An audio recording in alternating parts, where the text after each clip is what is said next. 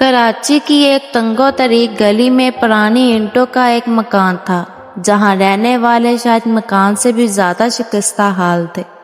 یہ مکان نسیم be be کا تھا، یا یوں کہے ان کے نام پر تھا۔ شوہر برسوں پہلے دل کا دورہ پڑنے سے دنیا چھوڑ گئے تھے اور وہ 3 بچوں کے ساتھ بیوہ ہو گئی۔ بڑی بیٹی کا نام تھا عالیہ، 16 برس کی تھی، مگر غربت اور دکھوں نے اسے وقت سے پہلے بڑا کر دیا تھا۔ گھر کی حالت یہ تھی کہ 2 وقت کی روٹی بھی مشکل سے نصیب ہوتی۔ نسیم بی بی محلے والوں کے کپڑے دھو کر اور برتن مانج کر گزر بسر کرتی تھی۔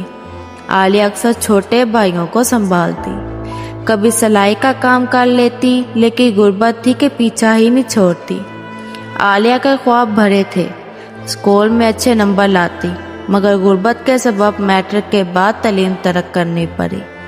وہ چاہتی تھی کہ پڑھ لکھ کر استادہ بنے، ماں کا سہارا بنے، مگر زندگی اس کے خوابوں سے کھیلنے پر تولی تھی۔ محلے میں اکثر لوگ کہتے، نسیم بی بی اب تو عالیہ جوان ہو گئی ہے، کہیں اچھے گھر رشتہ دیکھو، کل کو بات بننا مشکل نہ ہو جائے۔ یہ سن کر نسیم بی بی کا دل دکھتا۔ وہ چاہتی تھی بیٹی پڑھ لکھ کر اپنے پاؤں پر کھڑی ہو، مگر حالات انہیں سمجھوتے پر مجبور کر رہے تھے۔ انہی دنوں محلے میں ایک نیا کرایہ دار آیا، نام تھا ناصر۔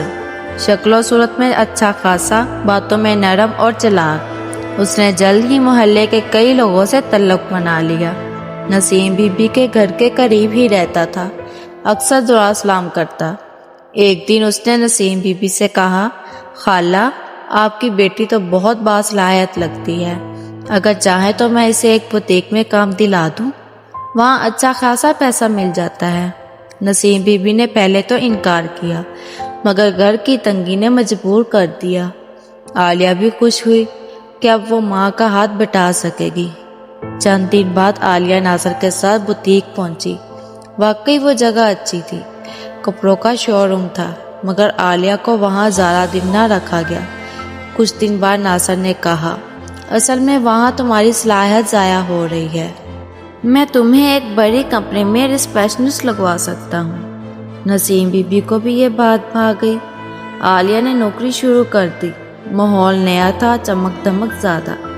پہل ڈر لگتا، مگر آہستہ آہستہ عادی ہو گئی۔ تنخواہ اچھی تھی، مگر پیچھے کھیل کوئی اور ہی تھا۔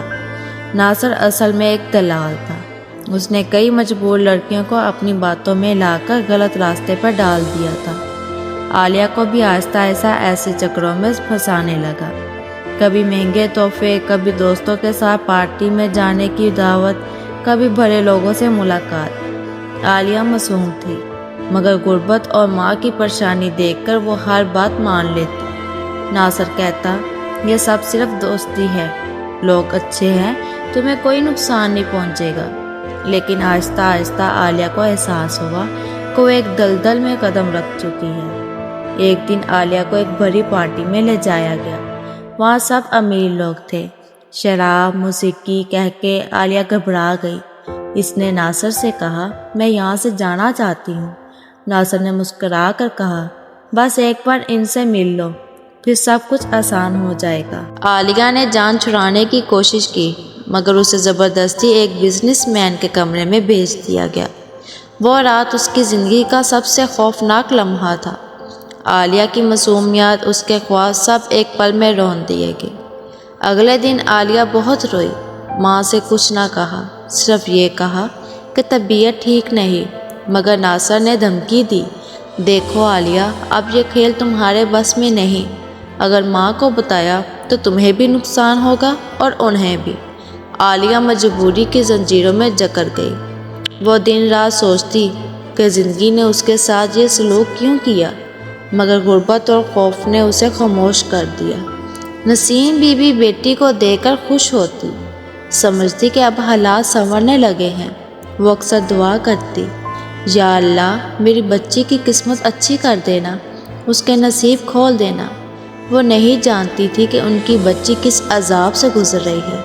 عالیہ ماں کو دیکھ کر اندر سے ٹوٹ جاتی، مگر خاموش رہتی۔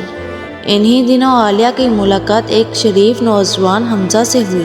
وہ ایک فیکٹری میں اکاؤنٹنٹ تھا، نرم مزاج اور ایماندار۔ عالیہ اس سے مل کر سکون محسوس کرتی۔ حمزہ نے بھی اس میں ایک پاکیزہ روح دیکھی۔ دونوں کے درمیان بات چیت بڑھنے لگی۔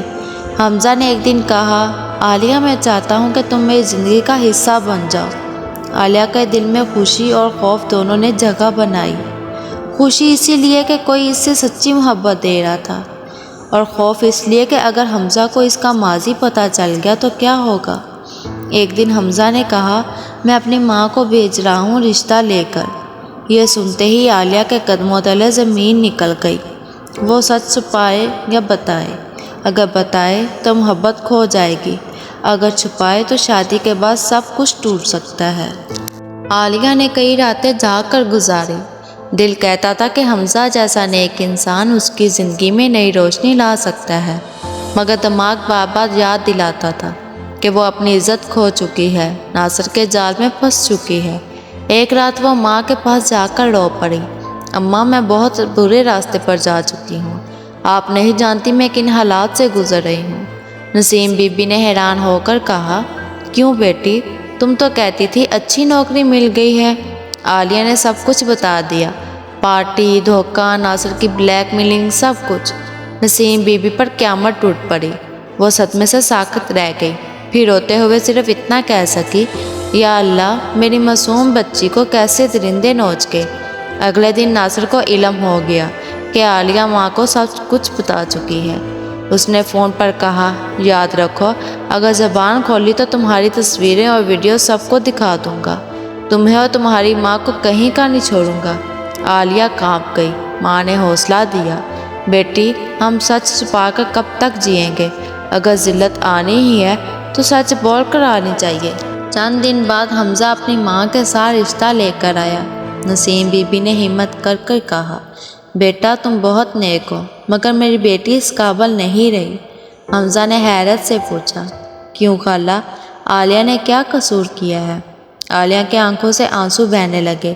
اس نے لرزتی آواز میں کہا، حمزہ میں پاک نہیں رہی، غربت نے مجھے مجبور کر دیا، ناصر جیسے انسان نے میرا سب کچھ چھین لیا، اب تم چاہو تو چلے جاؤ۔ کمرے میں سناٹا چھا گیا۔ حمزہ نے گہری سانس لی، عالیہ تمہارا قصور صرف یہ ہے کہ تم نے غربت میں جنم لیا، گناہ ان لوگوں کا ہے جنہوں نے تمہیں دھوکہ دیا۔ اگر میں آج تمہیں چھوڑ گیا تو یہ سماج پھر کبھی کسی مجبور لڑکی کو سہارا نہیں دے گا۔ یہ کہہ کر اس نے اپنی ماں سے کہا، اماں یہ لڑکی میرے نصیب میں ہے، میں اسے عزت دوں گا۔ نسیم بی بی پھوٹ پھوٹ کر رو پڑی۔ عالیہ کے دل پر سے بوجھ ہلکا ہوا، مگر ناصر کی دھمکیاں ابھی باقی تھی۔ ناصر کو خبر ملی کہ عالیہ کا رشتہ طے ہو رہا ہے، وہ آگ بگولا ہو گیا۔ اس نے عالیہ کو روکنے کے لیے سوشل میڈیا پر اس کی تصویریں ڈالنے کی دھمکی دی۔ عالیہ نے پہلی بار ڈرتے ڈرتے حمزہ کو سب کچھ بتایا۔ حمزہ نے غصے میں کہا، ایسے درندے کو سزا ملنی چاہیے۔ حمزہ نے قانونی مدد لی، پولیس میں رپورٹ درج ہوئی، ناصر کو گرفتار کر لیا گیا۔ اس کے پاس سے نہ صرف عالیہ بلکہ کئی اور لڑکیوں کی ریکارڈنگز اور تصویریں برآمد ہوئی۔ پورے محلے کو اصل حقیقت پتہ چلی۔ لوگ حیران رہ گئے کہ جسے نیک اور مددگار سمجھتے تھے وہ اصل میں درندہ نکلا۔ ناصر کے پکڑے جانے کے بعد عالیہ کو سکون تو ملا، مگر دل میں زخم باقی رہے۔ شادی کی تیاریاں ہونے لگی۔ نسیم بی بی ہر وقت دعا کرتی کہ بیٹی کی زندگی اب سنور جائے، مگر عالیہ کے دل میں ایک عجیب کشمکش تھی۔ وہ سوچتی، کیا میں واقعی ایک نئی زندگی شروع کر سکوں گی؟ کیا حمزہ کبھی میرے ماضی کو بھلا سکے گا؟ شادی کے دن عالیہ دلہن بنی، مگر اس کی آنکھوں میں آنسو تھے۔ نکاح کے وقت جب قاضی صاحب نے قبول ہے پوچھا تو اس نے لرزتی آواز میں کہا، قبول ہے۔ ابتدائی دن خوشگوار گزرے۔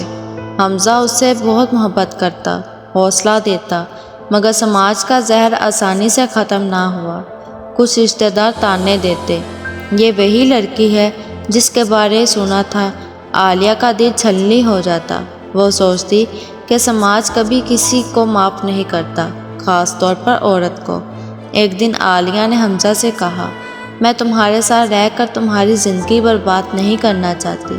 لوگ ہمیشہ میرا ماضی یاد دلائیں گے اور تمہیں بھی شرمندہ کریں گے۔ حمزہ نے روتے ہوئے کہا، عالیہ تم میرا سب کچھ ہو۔ مگر عالیہ نے فیصلہ کر لیا تھا۔ اس نے خاموشی سے گھر چھوڑ دیا اور ایک NGO میں شامل ہو گئی جہاں وہ مجبور لڑکیوں کو بچانے کا کام کرنے لگی۔ اس نے اپنی زندگی کو قربانی بنا دیا تاکہ اور کسی عالیہ کو ناصر جیسے درندوں کے ہاتھوں برباد نہ ہونا پڑے۔ کچھ سال بعد عالیہ ایک سیمینار میں تقریر کر رہی تھی۔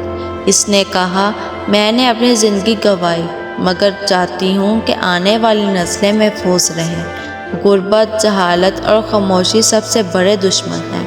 اگر ہم نے اپنی بیٹیوں کو تعلیم اور سہارا نہ دیا تو یہ سماج مزید کئی عالیہ کو کھا جائے گا۔ حال میں سناٹا چھا گیا، سب کی آنکھیں نم ہو گئی۔ عالیہ کی ذاتی زندگی ادھوری رہی مگر اس کی جدوجہد نے کئی زندگیوں کو برباد ہونے سے بچا لیا۔ کہانی یہ سبق دیتی ہے کہ غربت اور معاشرتی بے حسی عورت کو سب سے زیادہ نقصان پہنچاتی ہے۔ اصل گناہ گار وہ لوگ ہیں جو دوسروں کی مجبوری سے فائدہ اٹھاتے ہیں۔ سچائی اور حوصلہ دکھا کر ہی برائی کا مقابلہ کیا جا سکتا ہے۔